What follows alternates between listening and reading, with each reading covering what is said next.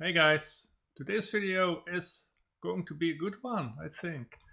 We're going to take a look again at the French and what you can play against the Fort Knox variation, which goes knight to c3, and after d takes e4 going into the Rubinstein variation, knight takes e4, and black can play this interesting and pretty weird looking move bishop d7. So the point of bishop d7 is that black wants to put the bishop on c6 and put a lot of pressure on the center and try to solve the problem of this bishop with a very creative maneuver, right? Bishop to d7, bishop to d6. While normally black would try something instead, like maybe b6, bishop b7, bishop a6, or leave the bishop at home and worry about it later. Here, immediately bishop d7, and after knight f3, that's what I would recommend. And bishop c6, bishop d3. Taking, I think, isn't the best. It could be probably still okay, but most people here go knight d7, preparing knight to f6. So knight f6 immediately isn't too good, because then here the queen gets trapped. Black can counterattack with bishop takes f3, but that doesn't help him, since after queen e2, after queen d2, this queen is still trapped.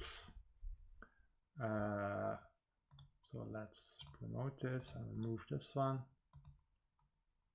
So black might think I can save the queen, but after queen d2, it's white who has the last laugh.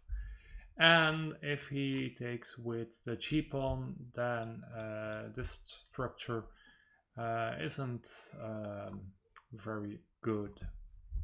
So that's why most people prepare it with knight to d7, and then after knight f6 they can retake with the d7 knight. So knight d7, I recommend castling, knight f6. So here I took a look at a number of moves, from taking to playing rook e1 to playing knight g3, knight d2. In the end, what I will recommend to you is to play the move knight to c3. It's a rather unexplored move, and one of the ideas is to push a4 on the next move and make this bishop a bit uncomfortable.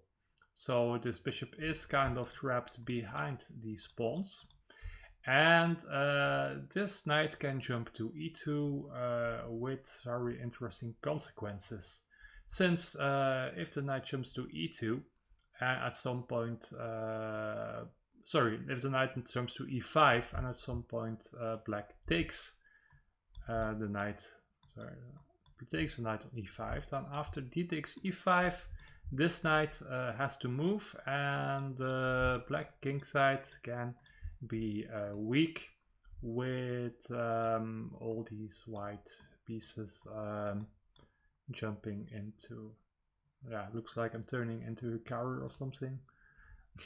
At least when it comes to drawing arrows, that's not. So knight c3, bishop e7 is what most people will play. Let's first see what happens after, for example, bishop b4.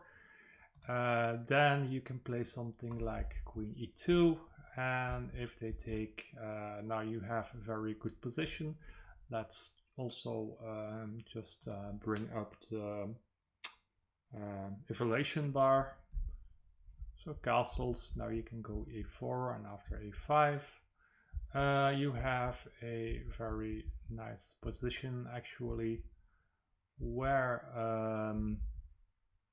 you see now the knight jumps to e5, And if knight takes e5, let's say knight d5, now you see the problem here. This knight is chased away, and there is here a lot of room. There's a lot of room on the queen side, which means white can attack pretty much immediately. So here, for example, you have bishop f6, and after this and this, yeah, black is even getting mated in a couple of moves.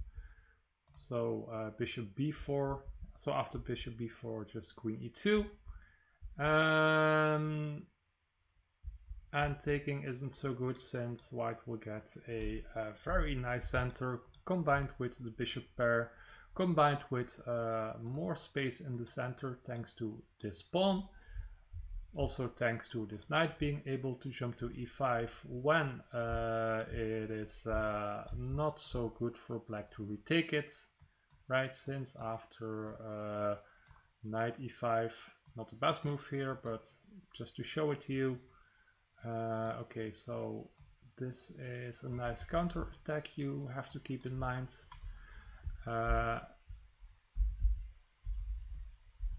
So let's say a4, a5, rook e1, bishop g5, h6, bishop h4, and let's try maybe b6. Sorry, let's try b6 here, and let's see.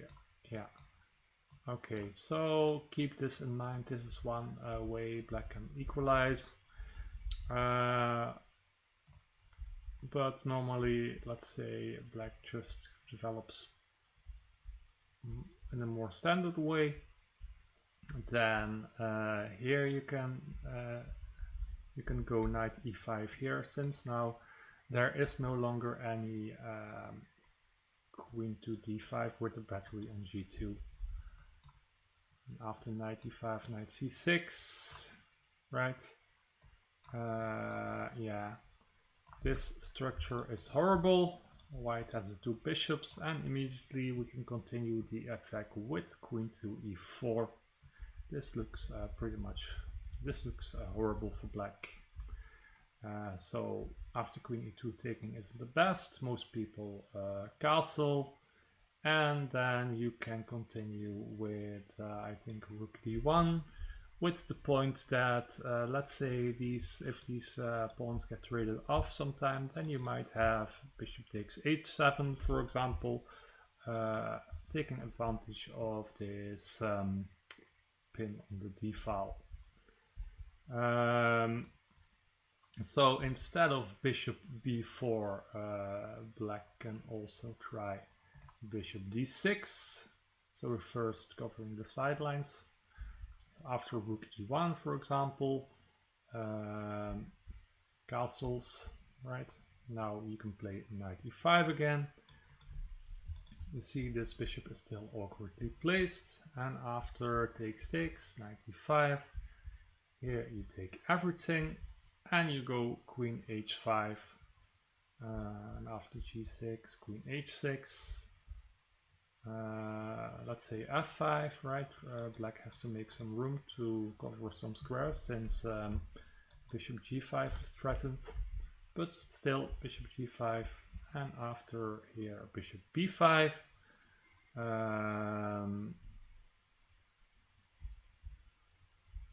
c6, bishop f1, b5. White has all of the fun here. Black is still in a very bad spot, and yeah, this is just plain out winning. So let's go back a bit. So that was bishop d6. After bishop d6, rook e1. Black can try bishop takes f3, but now we actually accomplished something, which isn't always easy against this Fort Knox variation. And after c6, you can still play a4 or knight e4. And if b6, then you can play this nice maneuver, queen takes h3, With the point being that if black tries to castle, then you can play bishop g5, and here everything is under pressure. And I also want you to notice this very classical setup with the two rooks on the open files, with the bishops on these two diagonals, with the queen coming here over on the queen side, and this knight is doing a good job. For example, here it supports d5, it can jump to e4. Yeah, it's a pretty nice position for white. So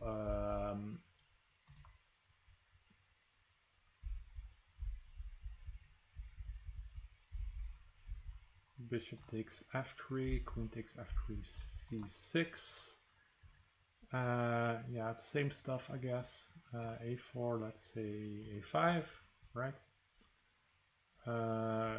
White can restrict, white can play g3 to restrict these pieces. And also this is an idea, and also another idea is running the h-pawn up the board like this.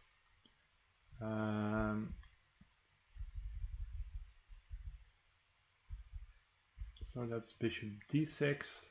So black can do a number of things, but by far the most popular here is bishop e7.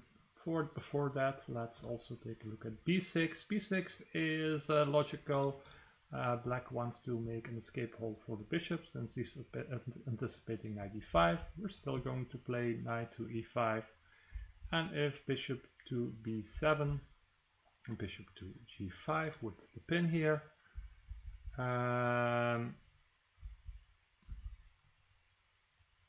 bishop e7 breaking the pin, then after bishop b5, black is under tremendous pressure, and after castling, you will notice that b6 weakened the white squares, the light squares, and that allows you to play stuff like bishop c6 or knight takes, bishop to c6 or knight takes c6.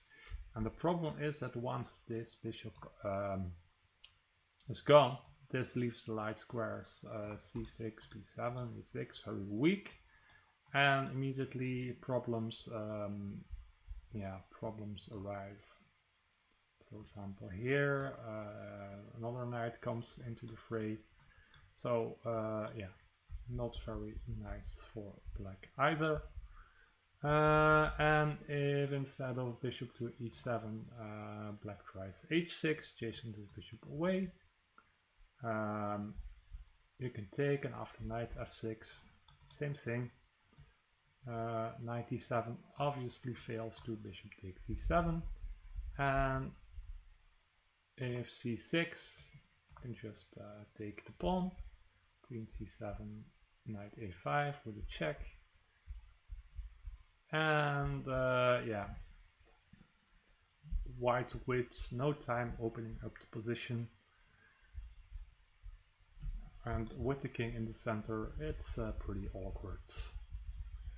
So similar stuff, bringing the knight to e5, pinning this knight with bishop g5, the d5 break at some moments, bringing the rook to the open files. All very classical stuff actually. So that was b6. Let's see, knight e5, bishop b7, bishop g5. Yeah, so we had bishop e7, bishop a6, and h6. And now we are going to see what happens after bishop takes f3. Then you can take queen takes f3, and after c6, rook e1, bishop e7, h3 and h4 seem to be about equally promising here. So let's say a3 and castle. Then you can decide what to do with this bishop. d2, e3 and f4 are all three good squares, and it's a tough choice. I think bishop f4 is maybe the best, although really I'm not sure. So after knight b6, for example, yeah, so bishop f4. Let me first say that c5 isn't good due to d5. And after knight b6, again with these two rooks in the center, very classical, very harmonious setup. All our pieces are on good squares, and even though black has solved the problem of his light squared bishop, his position is still passive with all of his pieces on the first three ranks here, while white occupies some more space, at least here in the center, thanks to this pawn, and his pieces in general are more active. So let's say knight e5, knight takes d5, and here after c takes d5, c3, let's say rook c8 and queen h3. Now that the center is fixed with c3, it's time to pay some attention to the king side, and again target this pawn here on h7. So let's say rook e8, g4 is also interesting, but bishop b5, rook f8, bishop d3. If rook e8, then rook e2. I'm guessing covering the third rank and maybe getting ready to double here on the e-file. And after, let's say, a6 and g4, it's time to go. And yeah, this I think is also a very nice position to play for white. So let's go back. So we had bishop e7, we had h3, so right, so we are stopping a pin here, and after castles, bishop f4, knight b6, rook d1, knight d5, trying to exchange some pieces. In this case we allow it. So we saw c takes d5, just c3, and then going after the king. And if e takes d5, sorry, then rook e5 is very nice. And after bishop d6, we have the nice tactical shot bishop g5, since h6. Well, this isn't good, since now the knight is pinned.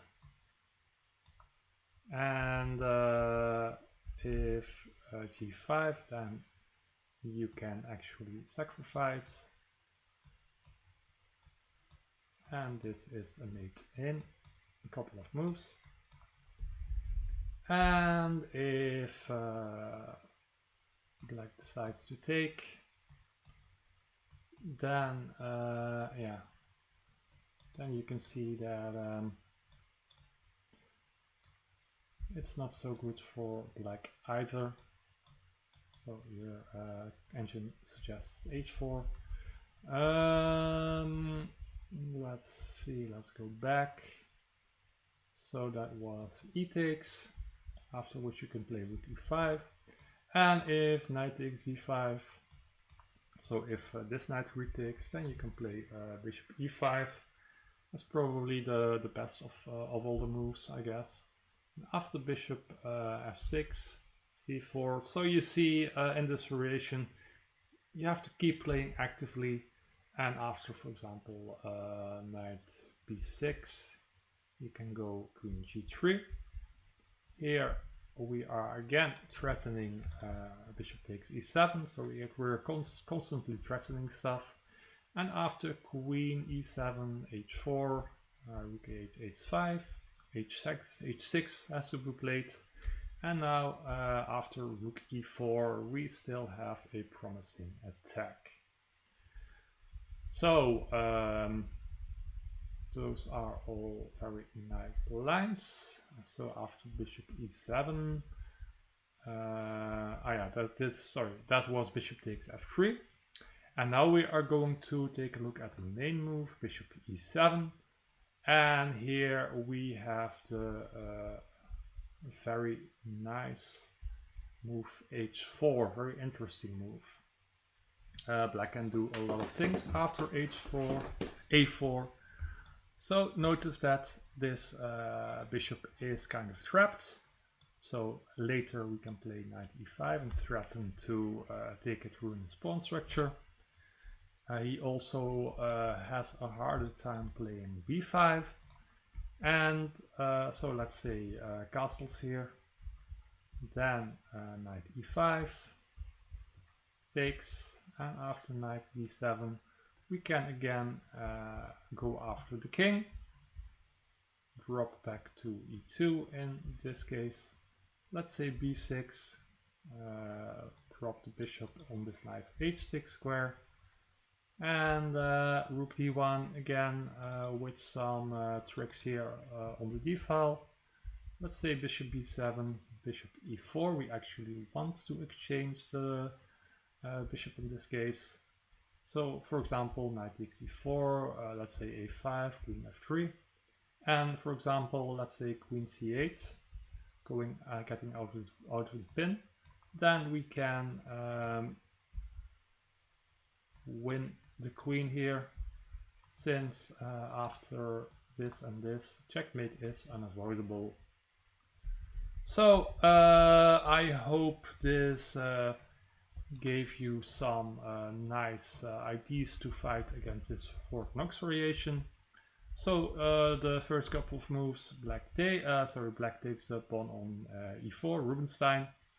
We take back with the knight, bishop d7, indicating that he wants to go this way. Knight f3, bishop c6, we cover the knight with our bishop. And now knight d7, castles, knight f6. And instead of all the main moves white tries, here we are going to play this move which is only played in 1% of the games here. So let's switch it to classical only. Yeah, still 1%, see, only 20 games. And after knight c3, bishop e7, that is the main move. a4, that is the move I recommend to you, that will at the very least give black some practical problems to solve. So let's say castles. Also, there's a5, that's also possible, right? So that's very logical. And now rook e1, castles, again knight e5, and yeah, this is also good for white, but yeah, at least it's not losing for black like in some of the other lines. b6 is also logical. Black wants to give the bishop an escape square. However, this does give us a hook, and that makes a4, a5 stronger. So for example, we can go a6 here, and after rook c8, go knight b5. And in this case, this still gives us a very promising position. So that was b6, but yeah, the play is actually very logical from here. So the key thing to remember is that after black plays knight f6, we drop our knight back to c3, and after bishop e7, we play a4. If bishop d6, we play rook e1.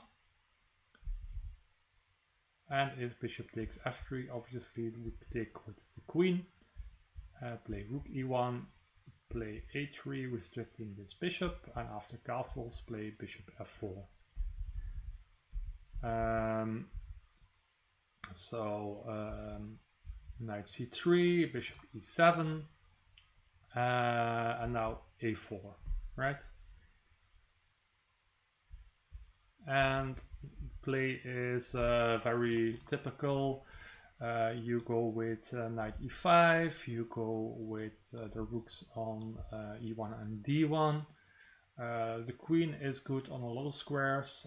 For example, sometimes it can go to e2.